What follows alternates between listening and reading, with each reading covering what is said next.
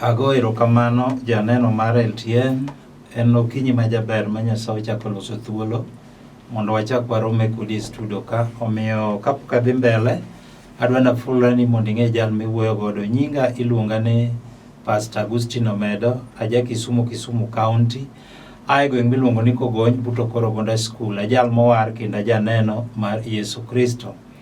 Ago erokamano janeno mokawo thuolone matin mokete Lolwe TV okinyi ma kawuono ni. Omiyo Nyasaye ora ka gi wach kata thuon wach mawacho ni Ngech Ogolo kata chondo. Ing'eni ji mang'eny kata joluo mang'eny ok ong'eyo no chondo kata ogolo en ang'o. To abiro lero gimiluongo no ogolo kata chondo mokwongo. Mane thuon wach ma Nyasaye omiyo mondo awuoyo okinyi ma kawuono ni. Omiyo akwayi dakika ni manok dakika 30 kende. Ai tabiro lamo kodi Nyasach polo. Omiyo kapok adhi mbele adwa ni ikul wi kamoro amora duto kama intiere mondo waket weche duto e lwet Nyasaye walam. Agoni erokamano Nyasach loch, akawo janeno ni akete lweti, imiye winjo matut mondo weche madhi yalo kata weche madhi yalo olok ngimane kendo timne dwaro mar dhod chunye. Alamo kan gi yie ni isemiye winjo matut e nying Yesu ma jawan. Janeno mana kaka wacho no kawo kaketho sa. Adwa na wach ne ji mang'eny kata joluo mang'eny ong'e gimiluongo no ogolo kata chondo. Koro Nyasaye ora gi ujumbe no mondo alere gimiluongo no ogolo. Mokwongo kachako, ogolo en gima dongo e kind cham. Tiende no dongo kama ok dware. Mae momiyo iluonge ga no ogolo. Jomoko bende luonge no chondo. Odongo kama ok dware. Omiyo ogolo ni odongo ga e kind cham. To nitiere gik ma ogolo timo e cham. Mokwongo ogolo en oketho ga cham. To ogolo ni samodongo, samoya piny mowuok e kind cham ok ding'e. Ogolo ibiro ng'eyo ka koro cham osedongo, cham koro dwa golo wiye. Samoro en bel kata banda, sama koro dwa iko cha. Kore kogolo bende iko ogolo, gimiluongo no ogolo. Tiende ni gimoro marating'. To ogolo wacho ni oketho ga cham. To ogolo ni samoya piny ok ding'e, ochal gi bel kabisa. En ing'e mana seche mang'isi ni koro osebedo maduong'. Kore king'e ni kore kifwenyo ni makare nok cham mano ogolo. To ogolo ipudhe ga koseng'e. Na wacho no ogolo ketho ga cham. Tiende ni nitiere gik madonge ngima ng'ato. Kendo samoro adier kano nyuoli ma idhi skul mi puonjori mi yudo tich kata ibedo ng'ama duong'. Kore ka gik miparo mondo mi otimre ngimani ok timre ni. Nikech ang'o tiende ni ogolo odonge ngimani. To na wacho no ogolo koseng'e tipudhe. Omiyo kawuono Nyasaye ora ka gi ujumbe mondo alam gi ng'ato mabro wacho adier ni pastor ane mogolo kar otie ngimana. Ta abiro lamo kodi Nyasaye. Omiyo aselero gimiluongo no ogolo. Ogolo kata chondo onyalo bedo tuo. Mine ni thiedho tok change ni. Masamoro isedhi osiptende gi matindo gi madongo. Mani luongo no ogolo. Teni gini owuok e ngimani. Chonto ni ngima. To tinde ituo ya midekre. Mani luongo no ogolo. Ogolo nyalo bedo tich. Mise manyo to kiyude ni. Mini chiki mani kuja kesho. Ingi samoro nakunda kazi. Mani iluongo no ogolo. Gima jachien no pidhe ngimani. Ogolo nyalo bedo nyathi. Mise manyo lalo mathoth to kiyudi. In mono weti ni tingo nyithindo to in jachien otami ni ok inyal tingo. Tiende ni nitiere gima no jachien opidhe ngimani. Adier sama ni nyako kendo ni jaber ni chieng' moro ni wacha adier ni kesidhi to tibiro nyuolo nyathini mondo iting'. Kar ogolo bende ne dongo. To kawuono ibiro pudho ogolo. Na wacho no ogolo en gima dongo kama ok dware. Samoro ndi chuo mine ni semanyo lalo mathoth to kiyude ni. Adier samoro nena ka itedori kendi. Samoro itedo ka ya, ited ka ya. Mano gimiluongo no ogolo kata chondo ma jachien no pidho ni in chieng' moro ni baya. Na wacho na lero gimiluongo no ogolo poka somo muma. Ogolo nyalo bedo kwe marot. Manu kendo rukwero rumuluongo na swete darling. Mago no dhi morumo ji tinde luongre gi nyinge le. Mano nyalo bedo ogolo ma jachien no pidhe ngima ng'ato. Ogolo nyalo bedo dhako misemanyo igni mathoth to kiyude ni. Samoro in chuo wetni nigi mon. Nitinde wacho ni mon jelo, ndi kanyo dhako jelo. Tini nitiere gima jachien nopidhe ngimani miluongo nogolo kata chondo. Sama no oa piny ok ding'e. Kechin bende wacho adier ni chieng' moro kibedo dichuo kaka chuo weteni, chieng' moro ibiro bedo gi dhako mondo ikendi, mondo iyud nyithindi mondo idago gi kwe. To jachien nobiro mopidho ogolo e ngimani. Awachona lero gima iluongo nogolo. Ogolo nyalo bedo ot.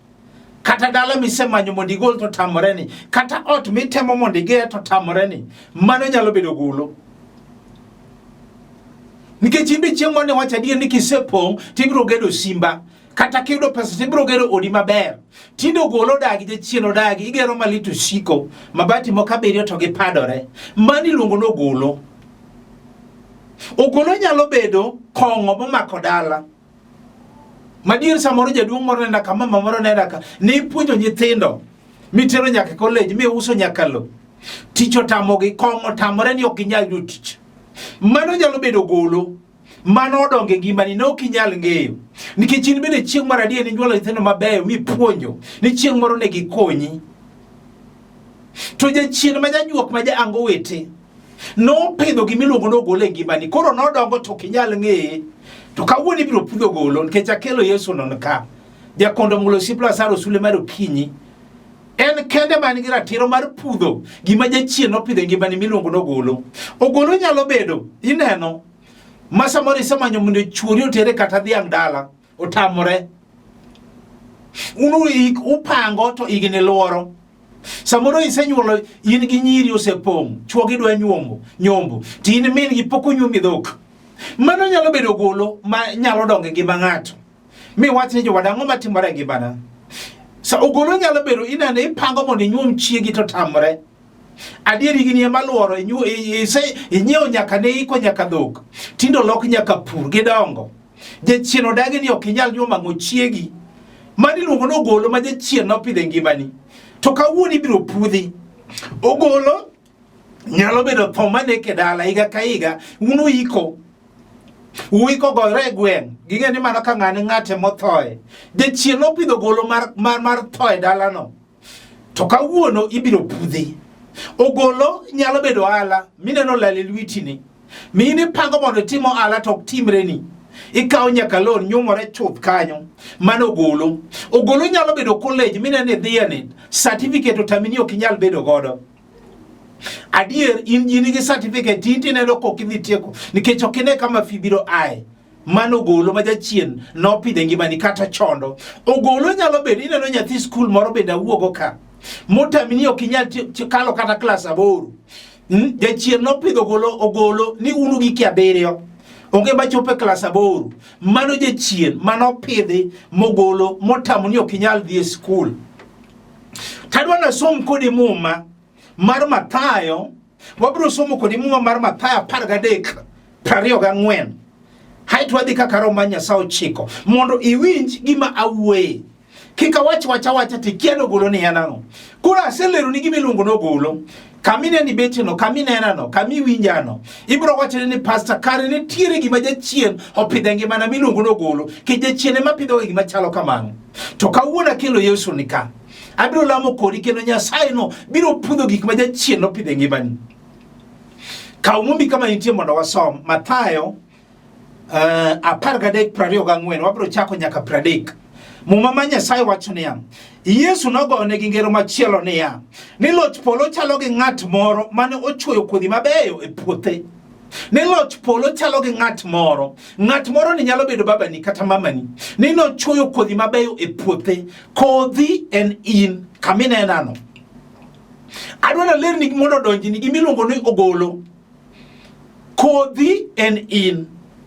To muma wacho niya wadok chien. Yesu nogone gi ngero machielo niya, ni loch polo chalo gi ng'at moro mane ochuoyo kodhi mabeyo e puothe. Ni loch polo chalo gi mama moro jaduong' moro mane onyuolo nyithindo mabeyo e dalane.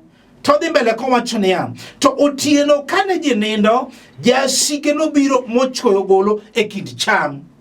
Ni otieno kane ji nindo, jasik dala ni mama kata jaduong' nobiro mochuoyo ogolo e kind nyithindo.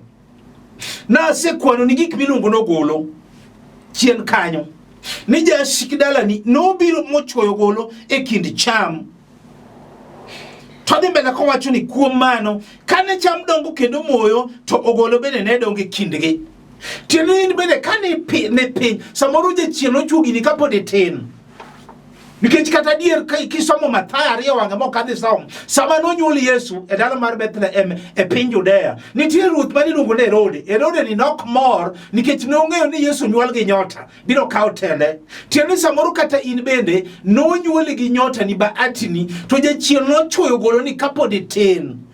To dhi mbele kowacho niya ni kuom mano kane cham dongo kendo moyo to ogolo bende ne dongo e kindgi. Jatich wuon puodho nodhi ire mopenje niya, jaduong', donge kodhi mabeyo lile mane chwo e puothi, ka kamano to ogologi oya kure?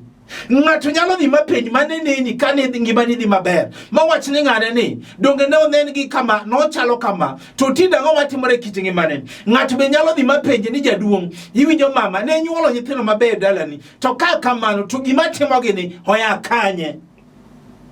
Oya kure? To en muma wacho ni en to nodwoko gi niya ni jasigu moro motimo kama.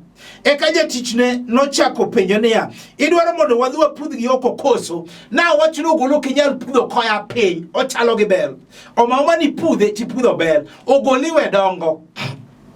Donge neno kose donge gimani kure king'eyi gik matimi gi dak ne timi kapod itin, dak ne timi kapod in e skul, gigi koro tinde timi kisepong', idwa ni mondo kendi, idwa ni mondo ikendi, idwa ni mondo itim maendeleo, kore kogolo ni owuok. Akia ni ng'ato be winja maber, alero gimiluongo nogolo. To nodwoke niya, ooyo kik utim kamano, dipo ka upudho cham kaachiel gi ogolo, wegi uraweya gidongi nyaka ndalo keyo chopi. Eka nang'is jokeyo mokwongo niya, gipudh ogolo oko, gitwe awiye wiye, aeto giwang'e mach, bang'e gika cham gi ole dero. Awacho nogolo itimone gik moko adek. Wawuoyo gi mama moro ka, kata jaduong' moro ka, kata nyako moro ka, kata kijana moro, kata chilier moro, titweyo tiwang'e mach. Kawuono ok ang'eyo ni en ang'o ma jachien nopidhe ngimani. Nikech kawuono ibiro pudho ogolo, nikech akelo Yesu no nika jakondo muro osiep Lazaro. Obro timo ne ng'ata achiel kata ji ariyo ma wacho ni pastor kare an ema jachien nochwoyo gimoro e ngimana. Nikech 25 matindo wacho niya ni otieno kane ji nindo jasike nobiro mochwoyo ogolo e kind cham. Na wacho ni cham en in, cham en nyithindi. Jasik dalani nobiro mochwoyo ogolo e kind nyithindo. Koro tinde gik moko timore negi. Jasigu nobiro mochwoyo gimoro e ngimani. Koro kaka ne ngimani ber chon, kaka ngimani ne dhi kare, tinde gik moko dhi neni. Kare nitiere gima jachien nochwoyo e ngimani chon. Koro gini ne dongo tidongo, odongo tidongo, odongo tidongo. Koro ka tinde ogolo wiye. Na wacho no golo ketho cham. Donge neno ka ibedo sekethi. Na wacho ni tuo nyalo bedo golo. Na wacho ni koso tich nyalo bedo golo. Na wacho ni koso nyathi nyalo bedo golo. Na wacho ni koso kwe mar ot nyalo bedo golo. Na wacho ni ich mimako to wuogi dweche adek nyalo bedo golo. Na wacho ni kwe mar ot mimanyo to ok yudre ni ma nyalo bedo golo. Na wacho ni yani ot mimanyo mondo igee to ok timre ni ma nyalo bedo golo. Tich mimanyo to ok iyude ni ma nyalo bedo golo. Tho mane kedala to kawuono akelo Nyasaye no nika. Obiro timo ne ng'ata dir ma wacho ni pastor kiwacho weche mag ogolo to an ma gima jachien nochwoyo ngimana to kawuono ibiro pudhi nikech owacho ne ya kisomo 30 wacho ni wegirowa gidogi nyaka ndalo keyo chopi. Kawuono ndalo keyo chopo. Muma wacho ne ya wegirowa gidogi nyaka ndalo keyo chopi. Eka nang'is jokeyo ne ya mokwongo gipudh ogolo, mar ariyo gitwe awiye wiye, mar adek giwang'e mach mondo gika cham gi ole dero. Tedi kata kawuono ibiro pudhi, itweyo tiwang'o, to ngimani dong' kaka ne en chon. Nikech abiro lamo tok Injili ni, abiro lamo kodi Nyasaye mondo Nyasaye opudh gik ma jachien nongi opudho opidhe ngimani. Akiani benda wuoyo gi ng'ato mokete lolo TV sani ma wacho ni pastor kiwacho golo to anye ma jachien nochwoyo gimoro e ngimana. Mayande wapenjie to mayande ngimane tuo ni oya kanye mithiedho to ok changeni oya kanye. Samoro en tuo mar pressure, samoro en tuo sukari, samoro en ndulume, samoro en maringeremo, samoro en wich bar. Iwinjo tinde muonyo mana pen kila mako ni sa oya kanye chonto mayane gimani dogine no kan gima ne dongo tidongo tinde kogolo wiye wa penjie manyo chweru runi muluongo ni mana sweti darling ani koso kweni oya kanye dogine no kan gima ne dongo tidongo orito bedhi nyaka katedo miyudo chwori koro tam nyo kinyal bedo gi dichuo to kawuono ibiro pudhe ngimani wa penjie kendo to mayani ber mati jaber ni adier masamoro in figure 8 to chuo makindi otamore ni gini ang'o matimore kit ngimani dogire ni kan gima jachien no pidhe ngimani adier chonti neno ka weche na dhi maber to tinde kata ng'at mapinyi nyingi onge kare jachien no pidho gimiluongo n'ogolo adier wa penjie to mayani ero ya ni mi ni dhi tedo ni tawi apenji dichuo mitamini okinya dago ni ne weyo nang'o dogine no kai no golo majachien no pidhe ngimani to kawuono amor gi Nyasaye makelo ka obiro timo ne ng'ata chiel kata ji ariyo ma wachene ni pastor ane mawinjo ka jachien no pidho gimiluongo no golo e ngimana wa pinyi kendo kawuono mipango mondo mi ikende ni to ang'o matimore otamore nang'o kare ntiere gima jachien no pidhe ngimani iwinjo motami ni okinya dak gi dhako adier wachaka penje mani ikendo mabeni to chiegni oringo nang'o dogire no kain gima jachien no pidhe ngimani miluongo no golo intinde idong mana kendi itedo kendi noringo nyaka gi nyithindi gi tinde kiwinjo to piwagi go kala tamor gi Nyasaye no kawuono mawacho ni ogoli pudho itweyo tiwang'e mach kawuono mondo ngimani boduog kaka en chon wachaka pinje tich mani tito nitione to koso tichni kata tijni norumo nang'o dongine no kain gima jachien no pidhe ngimani nodongo tidongo orito mi yudo nyaka tich kore ka tich okethore kawuono ibiro pudho gole ngimani kendo ibiro yudo tich e nying Yesu wawe gi ng'at machalo kamano mayandi timo ohala ni kendo nyocha yudo pesa to ohala ni olwar nang'o kata podho nang'o mayandi ti yudo mana pesa ni kare ogolo ne dongo tidongo to golo dongo koro tindo oketho cham yandi tindo oketho lweti ohala manie lweti na wachuno golo ne oketho cham en gima dongo kamok dware to kawuono amor gi Nyasaye makelo ka mabiro timo ne ng'ato kata ji ariyo mawachine ni pastor kawuono ayie ni biro timna nikech kisomo 27 matindo wacho ni jatich wuon puodho no dhi ire mopenje ni ya jaduong' donge kodhi maber lile mani chwe e puothi kaka mano to ogolo yo ya kure had benda penji ni to gima mayote ngima ni dhi maber ni to ogolo ni oya kanye ng'ato nyalo dhi mapenji mama ni kata baba ni mawacha die ne nyuolo nyithino maber dier jaduong' mipuonjogi to tich motamogi ni oya kanye kare ntiere gima jachien no pidho miluongo n'ogolo to kawuono ogoli pudho itweyo tiwang'o mondi kacham yani mondo ngimani odhi maber kaka ne ngima chon akiani ng'ato biwinja kama nitie mabro wacha ni pastor kiwacho golo to an to kawuono amor gi Nyasaye makele studio ka mabiro lamo gi ng'ato iwinjo samora dier tuo mituori ni eni majachiro dagi ni okichange ni iwinjo ka midekre ni oya kanye samore nenda ka dier isema nyathindalo mathoth toke yudi ni gombo ni iwinjo ko ya kanye ka ok jachiene mano opidhe wawegi ng'at machalo kamano hich mimako to chwer ni gi dweche adek iwinjo intino chaki ni jakisoni gini oya kanye wawe kodi jal manena kimokete lolo TV sani yeni na wacha di ni magi gik miluongo n'ogolo iwinjo machuri tinde pango mondo nyuomi ni yendi otamore ogore Lwanda unupango to gik moko timore ni mok makawa eda gigi tinde timore ni oya kanye wachaka penye ng'at manena ka kata nyathi school manena ka mayade to nyoche rieke school ni iwinjo tinde dok mana chien iwinjo rieko ni olal kanye wawe gi cheliel moro manena ka modak e center maje chiro dagi ni ok nya dak e dalane iwinjo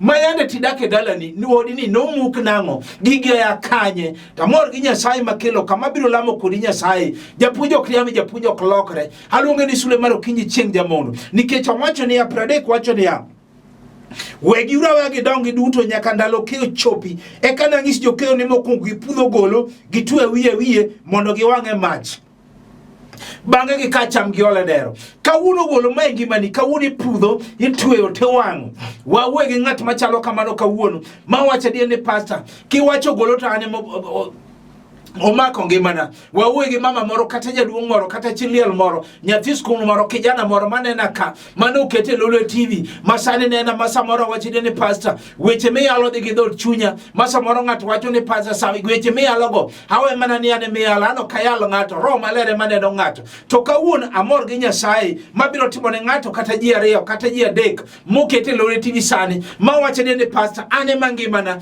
jachien no pidho gimiluongo no chondo kata ogolo e ngimana. To kawuono awinjo kogole pudho itweyo te wang' kata kawuono aikora mondo pudho mondo twe mondo wang' ok ni chakine gima timeni kendo.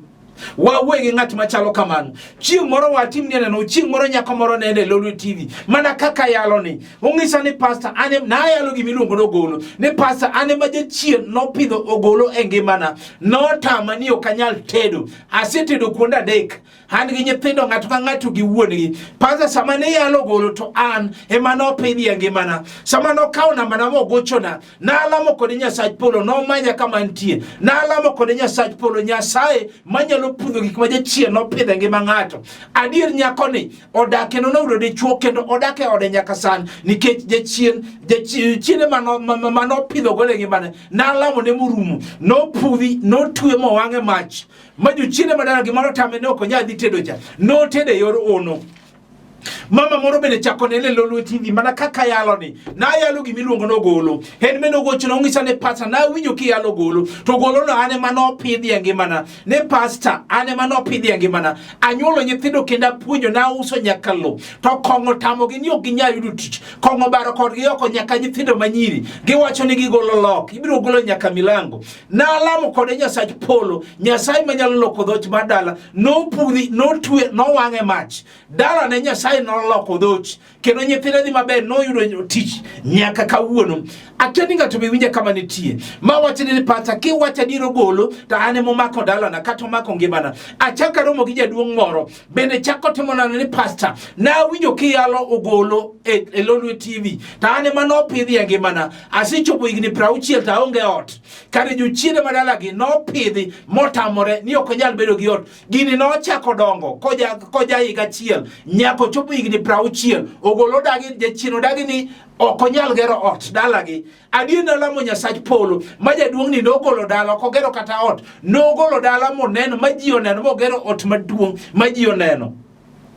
Akiani bende wuoyo gi ng'ato ma wachine ni pastor ane ma jachien no pidho ogolo e ngimana to awacho no ogolo ipudho itweyo te wang' kata kawuono ibiro tim nikech ang'eyo Nyasaye na ang'eyo gik madongo motimo kata kawuono biro timo ne ng'ato achiel kata ji ariyo ma wachine ni pastor ane ma winjo ka jachien no pidho ogolo ngimana. Iwinjo ka no pidho ang'o e ngimani no pidho ang'o e ngimani nikech kawuono ibiro pudhe itweye te wang'e mach nikech nemo ma wacho ni yani 25 ne wacho ni no tieno kane ji nindo jashik dala no biro mochuoyo ogolo e kind cham na wacho ni cham en minena ni iwinjo cham en nyithini jaduong' kata mama minena ka cham jachien ma jajuok ma jango wete no lidho mo biro tieno mo pidho gik moko e ngimagi. Koro kane gidongo to gidongo ne gidongo to gidongo koro ka sani gigi ogolo wiye tamor ni koro ogolo waseng'e nikech ogolo kinyal ng'eyo kapod oya piny ochalo gi bel be okinyal pudhe o mama ni pudho bel ti pudho ogolo kawuono kidwa pudho ogolo kawuono mikete lolo kinyi ma kawuono ni kawuono madwa lamo kod Nyasaye mondo gik ma jachien no pidhe ngimani mondo pudho kote ok ni chakine kendo.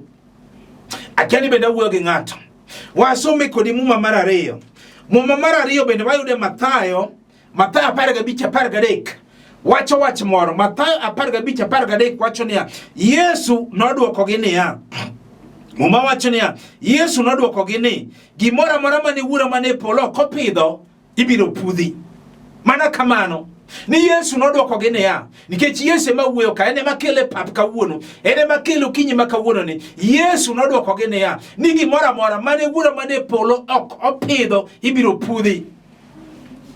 Kelane samone ntuo na wacho ni mano jachiene mano opidho Nyasaye ne ok opidho ibiro pudhi. Obeni en dhier adier ma jachien odagi ni pesa ok nyal bedo e lweti, mano jachien ema ne opidho. Yesu ne ok opidho. Kawuono ibiro pudhi, obeni en ich kach kata obeni en ich kach kata ich mimako to gore piny gi dweche adek, mano jachien ema ne opidho. Yesu ne ok opidho. Owacho ni ibiro pudhi kawuono, obeni en koso tich misemanyo ndalo mathoth to ok iyudi, mano Yesu ne ok, mano jachien ema ne opidho. Yesu ne ok opidho, ibiro pudhi kawuono. Obeni en koso dichuo mimanyo to ok iyudi, mano jachien ema ne opidho. Yesu ne ok opidho. Kawuono Yesu no pudho kawuono madala ma nyithindo ma nyiri nyaka chuo mer, mano jachien ema ne opidho. Yesu ne ok opidho. Kawuono ibiro pudhi. Obeni en koso dhako adier misemanyo ndalo mathoth to ok iyudi, mano jachien ema ne opidho. Yesu ne ok opidho. Kawuono ibiro pudhi.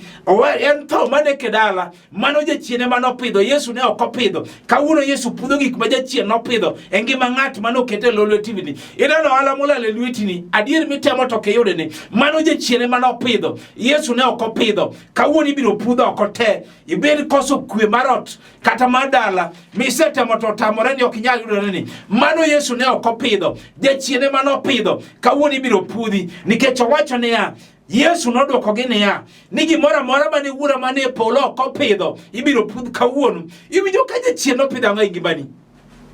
En ang'o ma jachien opidho e ngimani? Achaka yudo gi kijana moro mano kawo na malelo lwe TV. Ogochona ne pastor, ane ma jachien opidho gimoro e ngimana mar kongo. Kendo ene mano chake ni Mr. Dinio, daily drinking officer. Ene mano chake ni manager mar club. Kapoko donjo tok methi. Gini na lite dhol chunye. Mondi bija chien odagi ni okonyal bedo godo. Okendo to we. Koro nodak kende ni en otiyo mana tij kong. Sama no wija kayalo wach mangima. Wach mayalo kawuono ni. Maja chien no pidho gik moko miluongo no Ogolo. Adier kijana ni nokawa tuwa mogo na simu. Sama no gochona. Talamo kode Nyasach polo. Sama na lamo kode. To ngisa ni pasa samani lamona tawinjo ka gimoro biro ka gima dwa ng'ok to ko ng'ok ni to karo ng'ogo gik ma jachien no pidhe ngimana. Kijana ni no dok mobedo kare mowe kongo tinde pako Yesu kara yudo ni onge gima tek mano setemo tamo jakondo mola alo gano siplasaro kata kawuono adona lam gi ng'ato mano kete lolo TV ma wache dene pasa ane beje chien no pidho Ogolo kata chone gimana kawuono ikora mondo miyo pudhi kawuono ikora mondo miyo pudhi ne okinindo tieno iwuotho ti wuoyo kedi ka janeko nikech ntiere gik ma jachien no pidhe ngimani to kawuono aikora mondo Nyasaye otimna ng'wono adona lam gi ng'ato weya ni gimetimo kinyalo mako TV timaki kinyalo gochonge penye tigo nikech yie kuom winjo to winjo wach Nyasaye kendo ibiro timo neno adona lam kodi adona lam gi mama winjo kama intieno adona lam kodi Nyasaye nikech aneno ka pi wangi go kala weche gelete dhot chunyi adona lam kodi makane TV gane chonge penye tikaw yie nikech yie kelo gik ma onge mabedie walam Nyasaye agon yero kamano Nyasach loch akaw mama ni akete lweti akaw jaduong ni akete lweti akaw chilele nyathi skul ni kijana ni nyako ni akete lweti Nyasach loch maje chien no pidho gimore ngimane Nyasach loch motame ni okonyal bedo okonyal yudo gimodwaro Nyasach loch dhiye kama entie nikech ndike Mumi mar Mathayo 15:13 ni gimoro amora mane okipidho ipudho Nyasaye dhi kama entie tipudhi alamo kan kiyie ni isetimone e nying Yesu majawar. Janeno gona mena kama intie kendo bed gi yie ni Nyasaye osetimo. Kapo kawe nambana mana kaka wacho ni nyinga iluonga ni Pastor Agustino Omedo aja Kisumu County aigo iluongo ni Kogony buto Korogunda School ajal mowar kendo janeno mar Yesu Kristo. Kanisa na maleme kapo kawe nambana iluongo ni House of Hope and Redemption International Church. E piny Nairobi wayudore Babadogo kanye mawane gi kanisa kendo ji mang'eny osebiro moyudo konyruok. E piny Kisumu ka na wacho ni mbeleni ni kanisa biro machiegni. Nyasaye otimo ng'wono tarik 16 dwe mar 10 wabiro bedo gi kanisa kendo en Nyamasaria. Kichopo Nyamasaria stage kanyo iluongo ni nitiere kambi mar mkati kanyo endo kichopo kanyo ta ibiro gona simo to abiro kawi. Omiyo namba mar simu en 0726 84 39 41 anuoyo 0726 84 39 41. Namba machielo mar Airtel minyalo dago en 0750 38 34 99 0750 38 34 99. Kao kamano Nyasaye kwe mondo gwedhi. Shalom.